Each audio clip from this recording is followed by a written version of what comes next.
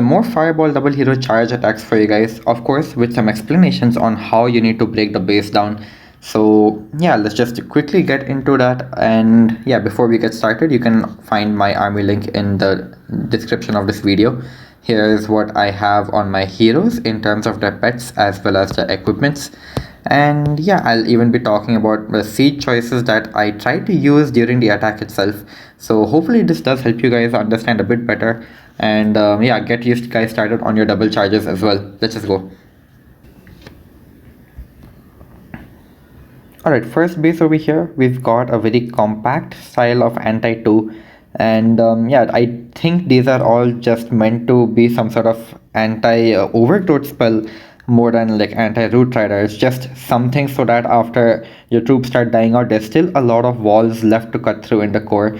So I just believe it's something for that. But yeah, we've got the fireball, and we just all we need to do is just try to make sure that we can get a good starting point in terms of the funnel. And yeah, let's just see what it is we can get.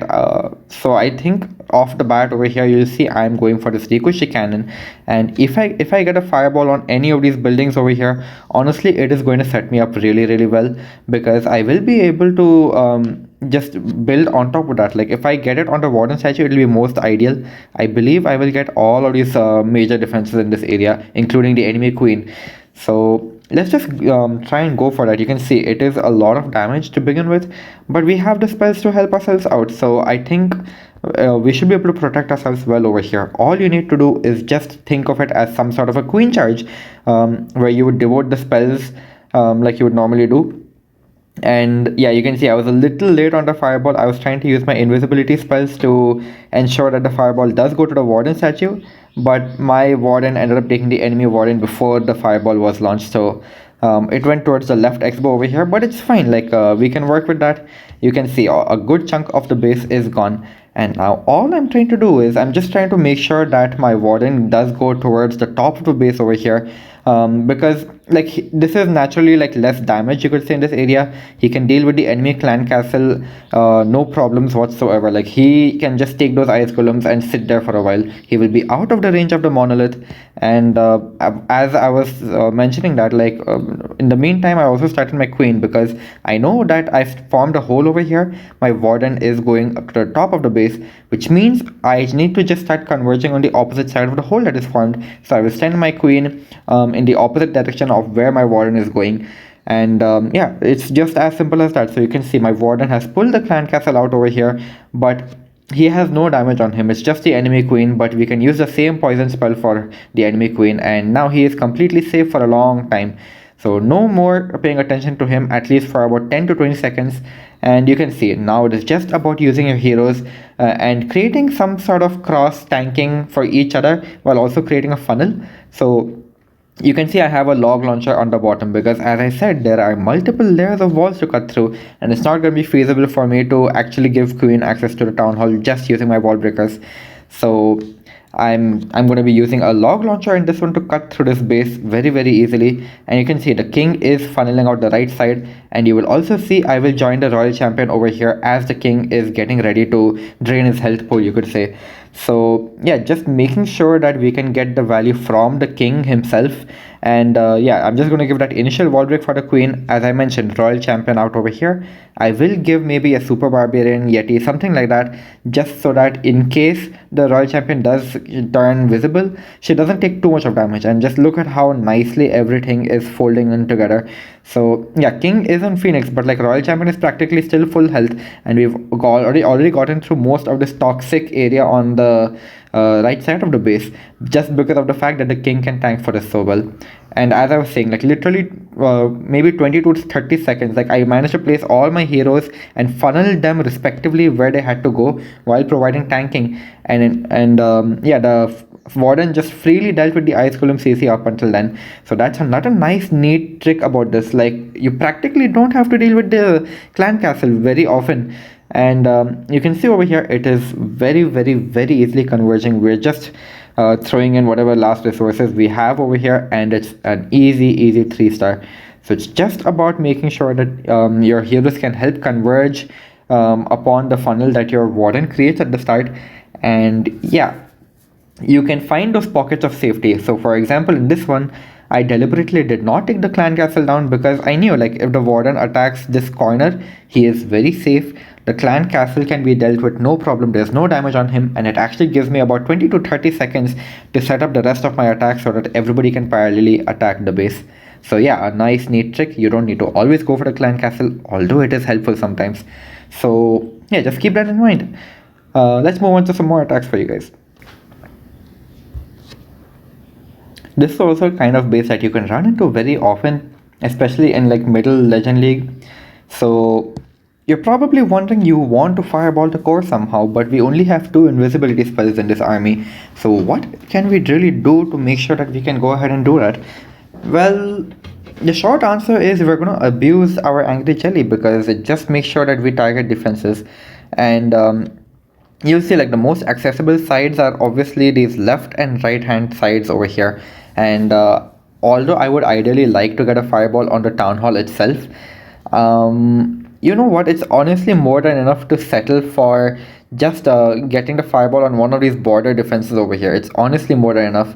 And yeah, over here you can see I'm using the flame flinger because it's just a lot of free value over here that I don't have to deal with. And moreover, the flame flinger, as it continues to go this side, even this multi-archer tower is a free pickup for me. So honestly, it's a pretty good tool for support.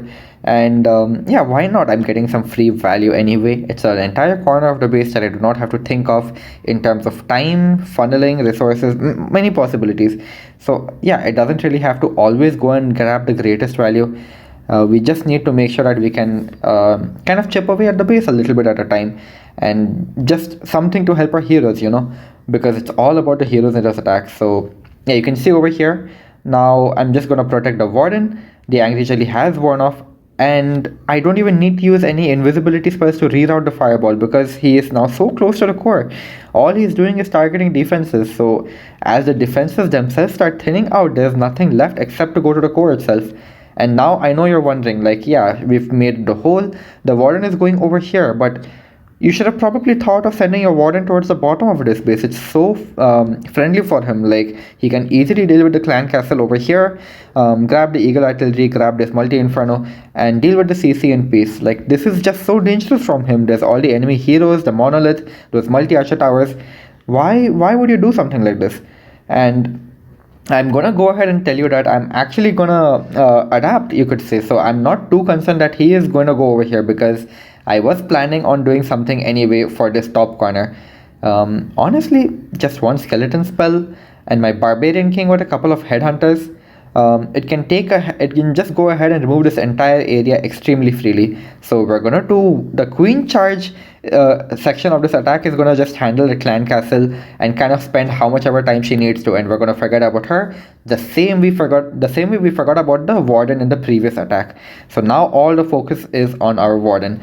All I did for the queen was pull the clan castle using a couple of barbarians and let her just deal with it in safety. So now look at this, just one skeleton spell. I'm freezing up those guys over there, a couple of headhunters. Everybody is also raged up because of the warden aura, and look how quickly this compartment ceases to exist. It's that simple. The warden was never in danger, it seems like. So yeah, look at that, like barely, I think 15 to 20 seconds, and my queen is honestly free to do whatever she wants in this bottom bit of the compartment. So there's nothing really left on this base. Flame Flinger has done a fantastic job. It is even going to go ahead and like damage the core just a little bit. I think we will also lose our warden and our king over here, but you know what, it's totally fine. Like, what is even left on this base? Look at how many spells I have. I have 3 rages, an earthquake, a freeze. It's more than enough to get me going on this base. So yeah, just go ahead and freeze whatever can really stop you at this point. It's up to you, and I guess throw the rest of the rages because we don't need them in the first place. So it's just that simple. It's it seems a little ridiculous, but you don't need to get very greedy with the fireball. You can just abuse the Angry Jelly to reduce the defenses a little bit, and then that fireball can go to work for you. So yeah, just do consider this. you don't need to always make sure that your warden is the one going in a particular area. You can definitely adapt to the situation and join up with different heroes as and when needed. If he is capable of going at it solo, then just let him be. But if you feel like he can use the support of maybe your royal champion or your king, definitely add them and just let them synergize together. Like the king absolutely evaporated this entire top compartment for us. Can't ask for anything more than that. It's really about the best thing you can do. So yeah, another easy 3-star. Let's just move on to some more. Alright, box base. And this time it's actually a little bit difficult. The damage spread is very good. And we need to really be careful of where we decide to use our fireball on this one. It's not going to be as simple as the previous attacks. The single infernos are also located in wonderful areas. So we should probably consider getting them out as well. And this time the clan castle is also located in a dangerous spot. Like these are all hero killers in this area. The enemy heroes, single infernos, monolith, they're all positioned very well around the clan castle itself. So we need to be careful of what we decide to do with our fireball on this one. So you will see I actually just go ahead and charge my warden for a little bit. So completely once again abusing the angry jelly. I'm just noticing like these are these are heavy defenses, sure, but they are laid out very far away from each other so that I can actually go ahead and abuse the angry jelly. I do not need to use too many resources, maybe a couple of spells, but nothing too crazy. And warden should be able to easily push through that damage. So you will see I am just trying to get started because I know this area is the threat to my heroes, and I need to make a huge dent in that area because once again I am repeating this entire army is all about what your heroes are capable of. And if your fireball can just make sure that your heroes have a much easier time getting through the base, you should probably prioritize that. And even if it's not too much of value, once again, if it is something that is difficult for your heroes to grab, go ahead and get it out of the way using the fireball. So you can see like this charge is progressing very nicely. He even goes and grabs the eagle artillery before deciding to go towards the south on this base, and I am totally fine with that. So you can see I am deciding to be a little bit patient, and I guess you can probably already see how this is shaping up. So I've removed a lot of the defenses in this area for me, and as I was saying, once again, like this is a threat for my heroes. So I'm sure you can guess by now, I'm trying to get a fireball somewhere in this area of the base so that it can explode and deal damage to a larger section that is a threat to my heroes. And I think you can also guess the location of what I'm trying to target. It is this poison tower, because I can go ahead, it's not something too greedy, I can grab the single inferno and the clan castle, and that is already huge for me. So you can see I'm just trying to set it up so that that can happen.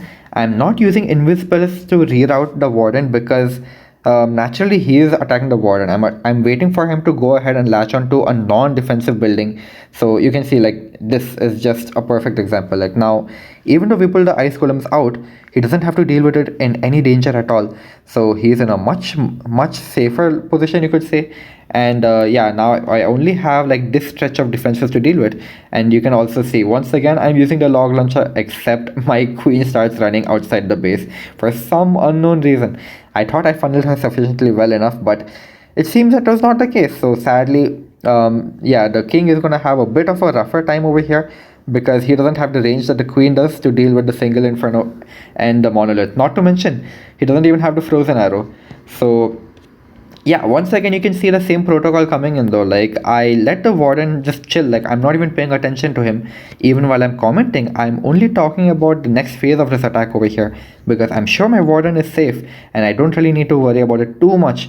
So yeah, you can see over here, instead of abusing the frozen arrow, I'm just trying to abuse the giant gauntlet over here. And yeah, after all of these phases started kind of coming through one after another, I got some time to go back to my warden and notice he was in a bit of danger, and you just need to give him the spells that he needs, and he is still good to go over here. You can see that. So despite of my heroes transferring off of my queen over here, I have still managed to go ahead and get this one going pretty well, and the attack is almost over. Queen ability is still intact, so I can just pop it for this expo town hall area. It doesn't really matter. Just throwing the rest of my resources, and what do you know, I still haven't even deployed my royal champion. A little too late for her, but why not? We'll just throw her in anyway at the end. I think probably, I'm not really sure. Yeah, sure, why not? For good measure, just throw in whatever last resources I have. But this just goes to show, even when things don't go exactly to plan, all you need to do is, once again, I'm just stating it, make life for your heroes much simpler. It's as simple as that. Their fireball just needs to do that. And yeah, sometimes it's an early fireball, sometimes it's a bit of a warden charge and then a fireball. But either way, if you can sufficiently make life easier for your heroes, then the base is going to go down pretty much no matter what. Like, a lot of things did go wrong in this attack. Like, we could not get the queen to go inside over here. The around over here, I think when the queen walked out, sometime over here, the healers transferred to the Yetis inside, because the queen was no longer taking sufficient damage to retain the healers. But we still got it down this easily. Like, we didn't even need a royal champion, and I think also one more rage spell. So yeah, just goes to show this is a very, very, very strong army. I cannot recommend it enough. Let's do one more attack for you guys. Alright, this is going to be the last base in this video, but it should be a little interesting. It should give you some insights on how you can go ahead and quickly grab value so that you can just get started with your attack as soon as possible. I'm sure you can see that there are some nice pockets of damage on the border of this base, and I'm also sure you guys are wondering, like, this area itself is juicy for a fireball. But again, I'm just gonna go ahead and say it. Make life easy for your heroes. That is all your fireball needs to really do. And you can see there's a lot of trouble waiting right over here. It's a recipe for disaster for your heroes. Just imagine some ice golems coming out while dealing with all of this multi-targeting damage with the monolith just waiting for you as well. We also are not aware of whether there's the presence of any skeleton traps or anything in the area. Just gotta be a little careful. And yeah, here's a neat trick that I just used to quickly get some value. Like, if I target this multi-archer tower, I can go ahead and grab like this entire area, I guess, which is honestly pretty good. That's already so much I don't have to deal with. But I want to do this in such a way that I don't pull the ice golems out from the clan castle. So here's a neat trick I'm going to show you guys. Like, if you have a higher level fireball at least, so mine is level 27, and you will notice I am carrying 2 earthquakes in this army. So what I try to do on these attacks is, I also have the invisible, so I can just go ahead and make this invisible and place my warden out over here as far away from the clan castle as I can. And before I do that, actually I will use both of my earthquakes in this area. I know I only need one of them, but just because of the builder hurting the area, I just do it as a little bit of a precaution, you could say. Like, pre-drop the double earthquake, don't even use one of them. And look at this, like, before the warden even enters the clan castle range, that entire area is just immediately gone. So a neat little trick that you can definitely use, where I no risk of running into Teslas in the area if there were any, skeleton traps if there were any. So honestly, it's a lot of headache that is saved. And look at this, our angry jelly is now going to continue to put in work and beeline straight towards some defensive structures for us. So honestly can't ask for anything more. Just be a little bit careful with how you decide to use your invisibility spells. Remember to not make too many buildings invisible. It's only about making the defenses invisible to retarget your fireball, and only make as many defenses as necessary invisible. Don't go overboard with it, so that your warden can easily latch onto something if he requires after the fireball gets launched. So yeah, once again, you can see, like, this is just free value for a flame flinger. Went ahead and grabbed it. Like, I'll get the warden statue, I'll get the single inferno, and honestly I'll deal some good damage to the archer queen. And now, yeah, over here you can see, like, the angry jelly has forced the warden to charge the core, and he doesn't even care about the invisibility tower, because like, he has such an insane range. He can just easily go ahead and like retarget as he so wishes. So yeah, it's getting a little bit risky over here because the queen didn't get this air defense down before moving to the ricochet cannon compartment. But just look at this, like, it's honestly very, very, very, very simple. So we're just gonna sacrifice our king up top, gonna abuse his gauntlet to kind of like get through this area of the base more or less. And as I was saying, after each phase of the attack is going through, like, you can see pockets of safety once again. I realized my warden was relatively safe over here. I could stop paying attention to him for a bit. The focus was then on my queen, and you can see I didn't allocated spells to her, but I'm pretty much ignoring the warden. And yeah, After that, I just set a funnel for the king, let him do his thing up top, and the focus is back on my warden now because he is moving dangerously close to this invis core. And yeah, it's just about understanding whether I really want to allocate more spells to him or not. So at this point, I'm just like, you know what, let him just get whatever he can. I'm not too concerned about him. My king, my queen, and those Yetis are definitely putting in the work for me. I don't have to be too concerned. Most of this base is already down. Once again, look at how many resources I have left, you guys. It's absolutely ridiculous. So yeah, queen still has her ability. I still have, I think, two, three, four. I still have 5 spells worth in my inventory, and I have once again not even deployed my royal champion just yet. Of course, we have a couple of troops, but whatever. It's, as I said before, it's all about your heroes. So let's just see what it is that we can get from them. And yeah, I just froze the invis tower to ensure that the town hall does go down before having to deal with an insane amount of damage over here. And you can see it doesn't even matter. This ending is absolutely crushed. It is just not even close. And yeah, it's up to you really. Once again, the principle of this attack, I'm just gonna keep repeating it for you guys' sake. Make life for your heroes simple with your fireball. That is all you need to do, one way or the other, and the rest is just history. It is very easy to get bases down. You can afford to make a lot of mistakes. Just make sure your fireball makes life for your heroes easy in one way or the other, whether it is unreachable defenses, whether it's a lot of compact damage in an area. It is up to you to judge, because it's like kind of a trade-off. That's the beauty of base building. So you can go for anything you feel makes life difficult for your heroes. I don't even know what I just said. Anything that makes life for your heroes more difficult, just go for it with your fireball, and the base just crumbles apart. So yeah, I hope you guys did enjoy this little tutorial I had in place for you guys, and I'll catch you guys in the next one. Peace.